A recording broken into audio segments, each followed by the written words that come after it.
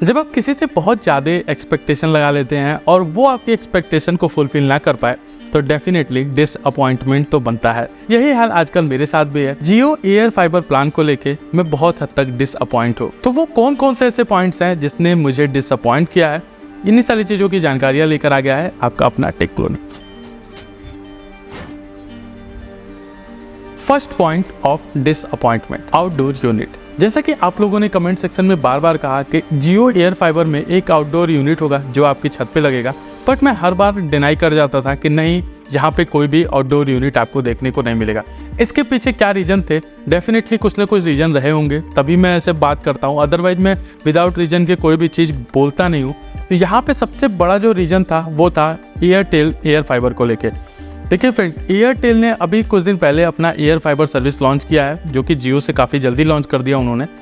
वहाँ पे आपको किसी भी तरह का आउटडोर यूनिट देखने को नहीं मिलता है। मेरे दिमाग में ये चल रहा था कि जियो, जिसके पास इंडिया के बेस्ट इंजीनियर बैठे हुए हैं, क्या वो एक इस टाइप के आउटडोर यूनिट के साथ जियो एयर फाइबर सर्विस लाएगा? बिल्कुल नहीं। साथ ही साथ दूसरा जो रीजन था वो था जियो की एडवर्टाइजमेंट। फ्रेंड, आपने अगर गौर किया होगा तो जब से जियो के एयर फाइबर के बारे में जियो की तरफ से बताया गया था, तब से हर जगह पे आपको सिर्फ एक छोटा सा पोर्टेबल डिवाइस देखने को मिला था। और बार बार इन्होंने अपने एडवर्टाइजमेंट में यही बोला था कि ये एक पोर्टेबल वाईफाई होगा, पोर्टेबल वाईफाई सर्विस है जियो एयर फाइबर। बट आप एक बात बताओ, अगर आपके छत पे एक एंटीना या फिर एक आउटडोर यूनिट को इंस्टॉल किया जाए और एक वायर के थ्रू आपके कमरे के अंदर वाईफाई के राउटर से उसे कनेक्ट किया जाए, तो ये किस हद तक पोर्टेबल कहा जा सकता है? क्योंकि उस आउटडोर यूनिट को इंस्टॉल करने के लिए एक इंजीनियर की जरूरत पड़ेगी, और जहाँ पे डिपेंडेंसी हो जाती है वहाँ पे पोर्टेबिलिटी ऑटोमेटिक खत्म हो जाती है। आई थिंक इसे पोर्टेबल तो कहना भी नहीं चाहिए। अब बात यहीं पे आके नहीं रुकती। जब आप आउटडोर यूनिट इंस्टॉल करते हो तो आउटडोर यूनिट कैसे इंस्टॉल होगा इसके बारे में भी जानना जरूरी है। फ्रेंड, जब भी आपके छत पे एक आउटडोर यूनिट इंस्टॉल होता है तो अगर आप डीटीएच यानी कि जो डायरेक्ट टू होम सर्विसेज होती हैं, चाहे वो टाटा स्काई हो गए, डिश टीवी हो गए, या किसी का भी ले लो, तो वहाँ पे एक एंटीना होता है, वो आपके छत पे लगता है। बट उस एंटीने में एक प्रॉब्लम ये होती है कि अगर आपने उस एंटीने को छेड़ा तो आपके सिग्नल्स ब्रेक हो जाते हैं और आपके जो चैनल्स हैं वो कट होने लगते हैं। क्या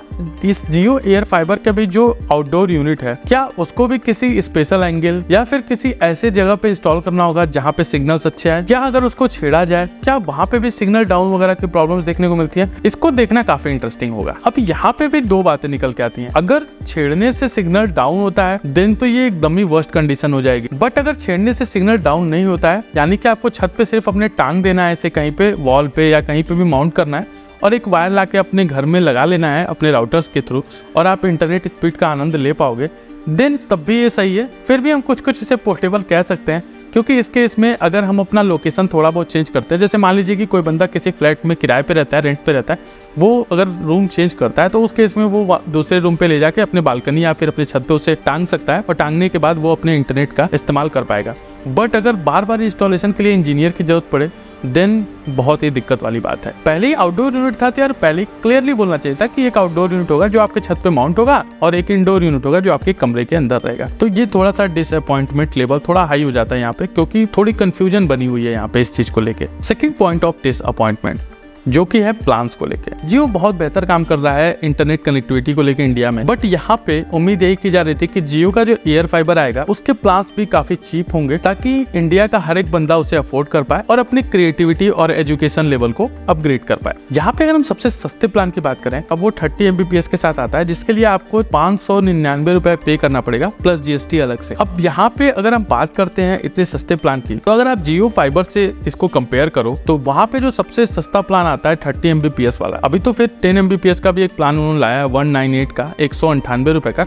बट अगर हम 30 MBPS की भी बात करें स्पीड की, तो वहाँ पे आपको 399 यानी 400 रुपए में देखने को मिलता है, जो कि आफ्टर GST आपको 470 रुपए के पेमेंट पे देखने को मिल जाता है, जो कि काफी डिसेंट स्पीड आपको प्रोवाइड कराता है। बट यहाँ पे सेम स्पीड के लिए आपको 600 रुपए प्लस GST यानी लगभग 700 रुपए के अराउंड पेमेंट करना पड़ेगा। अब यहाँ पे जो सबसे महंगा प्लान है वो है 1 GBPS का 3,999 रुपए का प्लस GST अलग से। तो इतना पैसा पे करने के बाद आपको लगभग सेम ही प्लान देखने को मिल रहे हैं जो जियो फाइबर में आपको सेम प्लान देखने को मिलते हैं। कोई बात नहीं, आप बोलोगे ये एयर फाइबर है, इससे कहीं भी इंस्टॉल कर सकते हैं, उसके बारे में अगले पॉइंट में बात करेंगे। दिक्कत मुझे इससे नहीं है कि इसके प्लान्स क्या है, दिक्कत मुझे दूसरी चीज से है।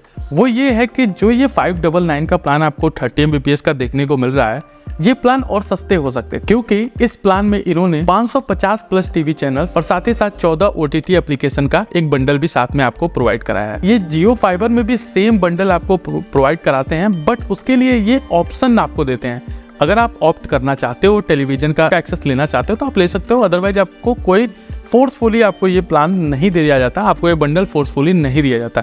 बट यहाँ पे क्या है कि 599 में आपको 550 प्लस टीवी चैनल्स और 14 OTT एप्लीकेशन जो का बंडल मिल रहा है वो आपको फोर्सफुली दिया जा रहा है, यानी आपको लेना ही लेना है। इसमें आपके पास कोई ऑप्शन नहीं है कि आप इसे लें या फिर ना लें। तो आई थिंक जब ये बंडल बनाया जा रहा था तो इस चीज़ का ध्यान रखना चाहिए कि बहुत सारे लोग हैं जो जियो एयर फाइबर का इस्तेमाल सिर्फ इंटरनेट की एक्सेसिबिलिटी के लिए करते हैं, ना कि टेलीविजन वगैरह एक्सेस करने के लिए।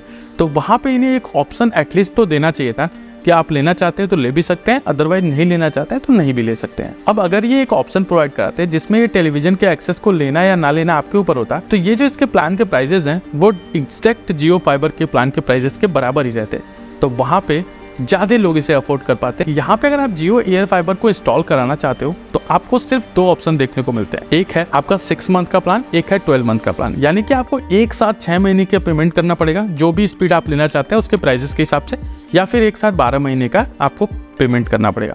अब 6 महीने के पेमेंट में आपको 1000 का इंस्टॉलेशन कॉस्ट भी देना पड़ेगा, 12 महीने पे 1000 का जो इंस्टॉलेशन कॉस्ट है उसको वेवर ऑफ कर दिया जाएगा। बट यहाँ पे दिक्कत इससे भी नहीं है, दिक्कत कोई बात नहीं, 6 महीने का पेमेंट कर सकता है बंदा, क्योंकि इंटरनेट कोई 1 महीने के लिए तो लेता नहीं है, चलाएगा ही, लंबा चलाएगा।